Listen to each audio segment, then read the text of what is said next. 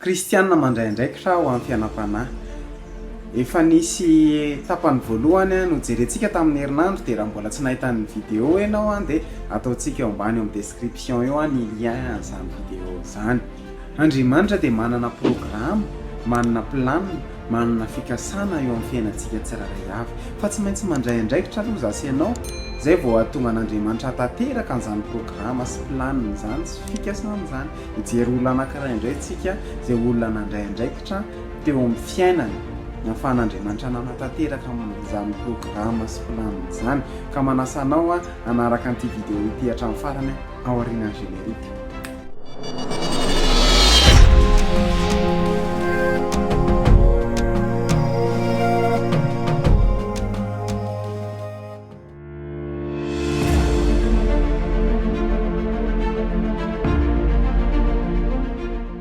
Nyaravantsika indray dia manona ny fiadanan'ny tompo amintsika tsirairay avy mino fa salama tsara ianao dia mino fa andray teny avy amin'Andriamanitra indray ianao androany ho tahina manokana ny ianao anarana Jesosy.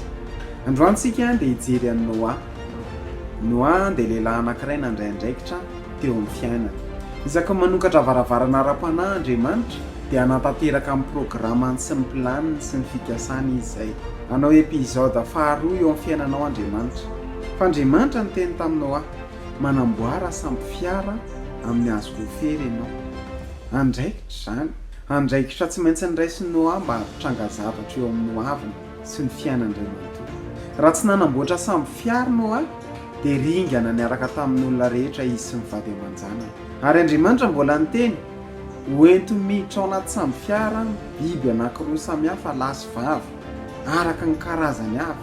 Mba saintsainy hoe hijery escargot lahy sy vavy tena sarotra izany fa Andriamanitra dia nampandray andraikitra manokana ny Noa ary tsy maintsy niraisiny izany andraikitra izany. Hitantsika izany andraikitra niraisiny Noa izany izay tsy mora. Eritrereto hoe ampiditra liona lahy sy vavy ao anatin'ny samby fiara, tigre, éléphant, ireo karazana biby rehetra. Misy amintsika biby tsisy taolana dia efa atahorana, kakana. Tena mafy izany andraikitra izany ary tena sarotra fa tsy maintsy niraisiny Noa izany andraikitra izany. Io izany misy andraikitra tsy maintsy tanterahako izany eo amin'ny fiainana. Zay vao misy zavatra afaka tanterahan'Andriamanitra be dia be eo amin'ny fiainana.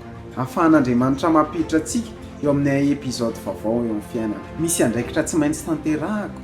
Zay vao misy zavatra be dia be afaka tanterahan'Andriamanitra nome ohatra hoy ny Baiboly minoan Jesosy Kristy tompo dia ho vonjeny ianao sy ny ankonanao. Ny andraikitritsika dia mino an Jesosy Kristy tompo. Raha tiantsika no vonjena isika sy ny ankonantsika. Andraikitra izany. Manana zanaka mbola tsy nandray famonjena ve ianao? Ianao tsy maintsy mandray andraikitra amin'ny zanakao. Nefa ianao tsy mandray andraikitra, manokana fotoana manokana dia mivavah ho an'ny zanakao.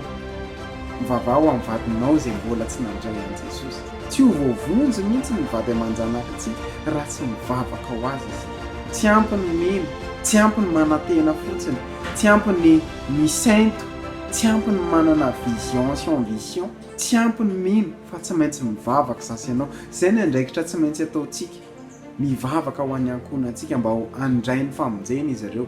Hoy ny ten'Andriamanitra atao amin'ny Jakoba 4:7 dia mivaky toy izao amin'ny anaran'i Jesosy. Ary mba toy izany koa ny finoana raha tsy misy asa dia maty mihitsy. Raisy ny andraikitra, mivavah ho an'ny ankonanao, mivavah ho an'izay olona tianao ho vonjeny Jesosy, manokana fotoana hivavahanao azy foana. Mety ao anatin'ny ditra izy, mety ao anatin'ny fahotana maro samihafa. Aiza lany andro ianao mitsara anazy sy ny mamemoral anazy fa tsika tsy afaka hanova olona fa ny vavaka ataontsika afaka hanova ny olona. Inona ny andraikitra tokony ho raisiko mba tonga no avoko tsara lavitra? Manana viny, izany hoe mandraisa andraikitra amin'ny ara-panahy sy amin'ny ara-piainana. Faharoa, tsy ampy ny manantena fotsiny. Fahatelo, aiza entina amin'ny fihetseham-po, aiza entina amin'ny sentiment ny fiainana. Ary fahaefatra, tsy mety amintsika le mpino ka miasa, ka mianatra, ka manao raharaha. Ny vilinananao dia tokony ianao ihany no manasa anazy. Rehefa avy matory, rehefa maraina dia ianao no tokony mandama amin'ny fandrinanao. Misy andraikitra tsy maintsy raisiko isa-maraina, na ho an'ny tenako, na ho an'ny hafa. Dia misaotra anao nanaraka hatramin'ny farany dia raha nahafinaritra anao vidéo dia aiza misalasala, milike, micommente, mipartage dia manome fotoana antsika amin'ny herin'ny Jesosy indray veloma tompoko.